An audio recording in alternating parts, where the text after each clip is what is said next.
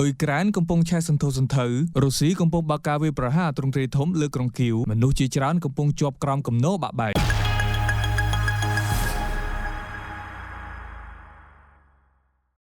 ព្រឹកព្រលឹមថ្ងៃអង្គារទី2ខែមិថុនាឆ្នាំ